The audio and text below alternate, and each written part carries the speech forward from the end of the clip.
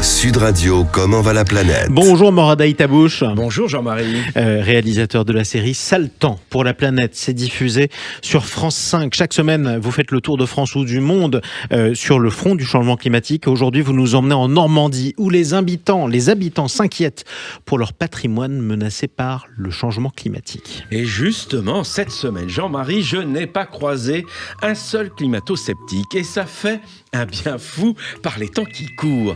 Et ça me donne aussi la patate. C'est vrai aussi que je suis parti, vous avez raison, me ressourcer en Normandie. La côte d'Albâtre, vous connaissez Jean-Marie, un environnement sauvage à 2 pas de la ville de Dieppe. C'est en Seine-Maritime, bien sûr. Ce qui saute aux yeux d'entrée là-bas, ce sont les falaises immaculées, la craie blanche, truffée de silex, qui filent sur des dizaines de kilomètres. Par beau temps, on distingue même les côtes anglaises. Mais surtout, du haut des falaises, on peut admirer l'église de Varangéville-sur-Mer. Nous sommes à peu près à 80 mètres au-dessus de la mer. Et si je vous parle de cette église, c'est qu'elle est aujourd'hui un symbole du dérèglement climatique. Pourquoi ? En fait, elle se rapproche dangereusement du précipice. Avec moi, ce jour-là, il y a Stéphane Costa, un géographe spécialiste du recul du trait de côte. En fait, la Valaise longe ce muret. Vous avez là de la végétation, alors on a l'impression que c'est stabilisé. Et là, je peux vous dire que l'on fait très attention à l'endroit où l'on met nos pas. C'est momentanément stabilisé, mais il n'en demeure pas moins que lorsque la falaise craigneuse va reculer, elle va entraîner des grands glissements qui vont malheureusement emmener ce cimetière marin et dans quelques années, ou quelques décennies tout au plus, l'église également. Stéphane Costa sait que le compte à rebours a commencé pour l'église, mais aussi pour le cimetière marin où repose Georges Braque, le célèbre peintre et sculpteur. Ça tombait aussi en première ligne.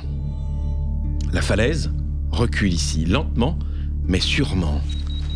Alors, pour mieux saisir la situation, on va prendre de la hauteur. On utilise un drone.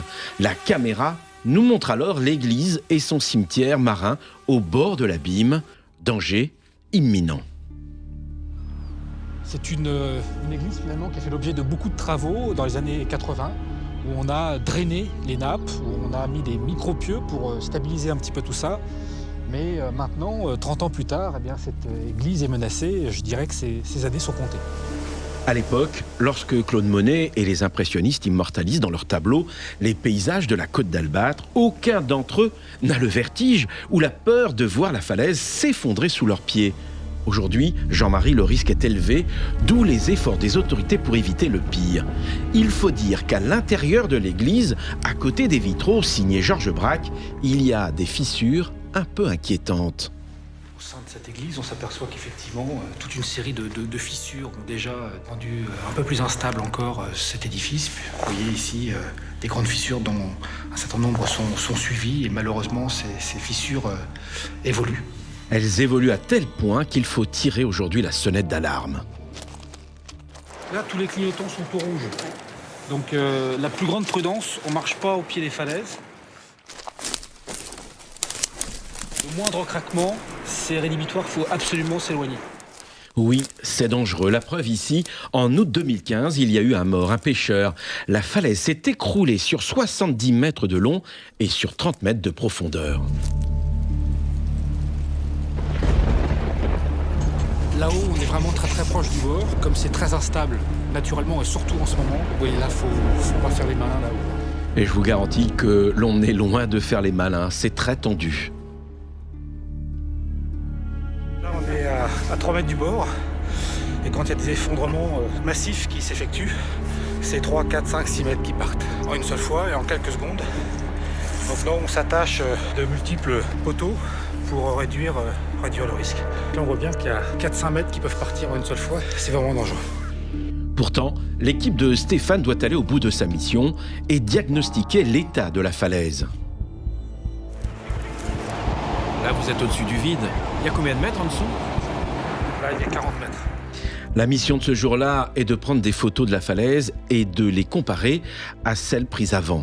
Ok Stéphane, c'est bon. Tout a commencé ici en 1966. Des années d'études, c'est ce qu'il faut pour mesurer les risques. La falaise est quadrillée, photographiée, 4 heures, pas plus. Tout doit être fait à marée basse. En haut de la falaise, je peux vous le dire, on y va mollo, car ça menace de partout. J'aime vraiment pas ce secteur. Ouais, je sais. Là, comme vous pouvez le constater, il y a une énorme écaille qui est en train de s'individualiser. On voit une fracture longitudinale qui va basculer. Alors, quand? On ne sait absolument pas, personne ne peut le prévoir, mais ça va tomber. Alors comment ça se passe? Simple. L'hiver, lorsqu'il pleut énormément, l'eau s'infiltre dans la falaise. Ensuite, il peut geler. Puis il fait chaud. L'alternance de périodes de gel et de dégel déstabilise la falaise. Mais il y a un autre phénomène. Les parois en craie subissent aussi les attaques de la mer. Et tout cela se combine et fragilise la falaise. Ça met 10, 20, 30, 40, 50 ans. Et puis un jour, il y a un facteur qui va être déclenchant. Et vous avez un pan entier de la falaise qui va s'effondrer. Conséquence, il faut surveiller les lieux comme le lait sur le feu. La falaise menace aujourd'hui différents secteurs autour de Dieppe. Une villa somptueuse a été détruite. Un terrain de rugby est lui interdit d'accès et un lycée reste sous la menace d'un arrêté de péril imminent. Heureusement, les habitants qui sont en première ligne sont convaincus des risques liés au dérèglement climatique. Heureusement, l'équipe de Stéphane Costa, comme des dizaines d'experts en France et dans le monde, veille au grain. Et ce sont ces hommes et ces femmes qui me donnent la patate, car grâce à eux, nous savons, et nous ne pourrons pas dire ensuite que l'on ne savait pas, Jean-Marie. Exactement, parce qu'on aura écouté Sud Radio ou alors qu'on vous aura regardé sur France 5. Merci à vous, mon cher Morad Aïtabouche. Bientôt, On vous Jean-Marie. retrouvera un prochain dimanche pour un nouveau numéro de Comment va la planète. D'ici là, on peut vous retrouver sur France 5 ou en tout cas sur francetv.fr pour tous vos documentaires. Ça le temps pour la planète. À bientôt. À bientôt.